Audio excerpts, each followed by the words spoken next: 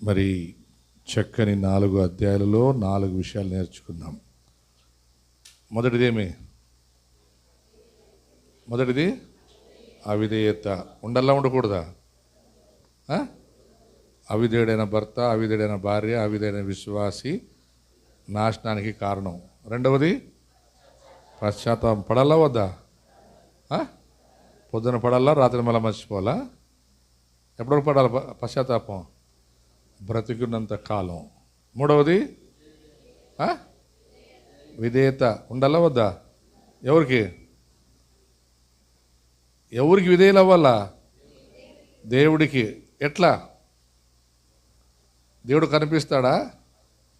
Bible ఒక మాట ఉంది, కనిపించే యజమానునికి, అన్నకి, అక్కకి, అమ్మకి, అత్తకి, పాస్టర్కి లోబడని వాడు దేవునికి లోబడడు. అంటే ఎవరికి లోబడాలి? ఫస్ట్ ఇప్పుడు నువ్వు దేవునికి లోబడుతున్నావంటే ఎదుటి వ్యక్తులకి లోబడాలి, విధేయత చూపించాలి. నాలుగవది బలకోపం కదా. మీ అమ్మ నాయన ఏమని చెప్తే బలకోపము శుద్ధిగాను చెప్పురుదా, ఆయనకు చెప్పు లేకుండా కదా. హల్లెలూయా. బారూక్ సంఘానికి నాకు ముఖ్యంగా, నాకు తెలియదు మీ గురించి, నాకు, ఎందుకంటే నేను రాసుకున్నాను నోట్స్లో. నాకేం కావాలి? ఫస్ట్ నాకేం కావాలి చెప్పండి. మీకు కాదు, నాకేం కావాలి చెప్పండి. చెప్పరు? నాకేం కావాలి? చాలా సహనం కావాలి. మిమ్మల్ని కంట్రోల్ చేయాలంటే నాకు సహనం కావాలి. రెండోది ఏముండాలి? నాకు ఓర్పు ఉండాలి, పశ్చాత్తాపం ఉండాలి, తిడతాను, ఏమంటుంది అంటాను. మూడోది నాకే మీకు కాదు.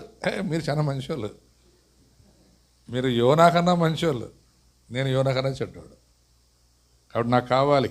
చాలా థ్యాంక్స్ అయ్య గారు, నిజంగా నన్ను హెచ్చరించారు. మరి పిల్లరా అర్థం చేసుకోండి, ఒక యోనా ద్వారా పట్టణం మార్పు చెందింది, ఒక సమరయ స్త్రీ ద్వారా పట్టణం మార్పు చెందింది, ఊరు మార్పు చెందింది.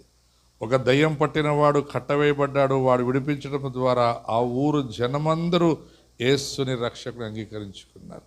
మరి మీ ద్వారా మీ గేరి, మీ ఇల్లు, మీ బంధువులు మారుతున్నారా లేక మారి బయటికి పోతున్నారా మీకే తెలియాలి. నేను చెప్పాల్సిన అవసరం లేదు, నేను చెప్పాల్సిన అవసరమే లేదు. వారందరూ ఒక్కొక్కరే ఊర్లు మార్చారు. మరి మీ ఇంట్లో అందరూ దేవుడు నమ్ముకున్నారు, రక్షించబడ్డారు సంవత్సరాల తరబడి. మరి ఇంకా నీ సొంత వారు, నీ బంధువులు రక్షణ పొందకుండా పోతున్నారంటే ఈ 4 విషయాల్లో ఏదో నిన్ను అడ్డుపరుస్తున్నాయి. అవిధేయత అయినా ఉండాలి, దేవుడి మీద కోపం అన్న ఉండాలి. ఎందుకంటే కొన్నిసార్లు పక్కడు బాగుపడితే, నేను చాలా చర్చికి కొత్త వాళ్ళు వచ్చినప్పుడు వాళ్ళు రక్షించబడి వాళ్ళు బాగుంటే, ఇప్పుడు నా నుండి బాగుపడా అప్పుడే నా ముందే ఫోజులు కొడతాడనే గర్వం మనల్ని పడి మన చర్చ్ అభివృద్ధి కాకుండా పోవడానికి కారణం కూడా అవి ఉండొచ్చు. మరి దేవుడు ఈరోజు మాట్లాడాడు, మార్పు చెందండి, దేవుడి వైపు తిరగండి. యోనా పశ్చాత్తాపడినట్లు పడి మళ్ళీ దేవుడి మీదే తిరుగుబాటు చేశాడు. చూడండి, ఆ తిరుగుబాటు స్వభావం చాలా చెడ్డది. కాబట్టి మార్పు చెందుదాం. మనమందరము యోనా లాంటి జీవితాన్ని దేవుని దగ్గర నేర్చుకొని దేవునికి సాక్షులుగా బ్రతుకుదాం. మరి 3 రోజులు యోనా చేప కడుపులో ప్రార్థన చేశాడు. ఇప్పుడు మనకి చేపలో పోవాల్సిన అవసరం లేదు, కానీ మన ఇంట్లో, మన సంఘంలో అమ్మ ఎప్పుడు 3 రోజులు ఉపాస ప్రార్థన చెప్తే ఎంతమంది సార్ నాకు తెలియదు, కానీ వచ్చిన వాళ్ళు ఖచ్చితంగా దీవించబడతారు. రాని వాళ్ళు అదే పరిస్థితి, ఎక్కడ గొంగిలి అక్కడే ఉంటుంది. ఎవరి కోసం ప్రార్థన ఏర్పాటు చేసేది? మా కొరక, మీ కొరక? మా కొరకైతే నేనమ్మ మా ఇంట్లో ప్రార్థన చేసుకోవచ్చు. మీ కొరకు కాబట్టి ఇక్కడ ఇది చేప కడుపు, ఈ చేపలోనికి రావాలి, వచ్చి తీరాలి.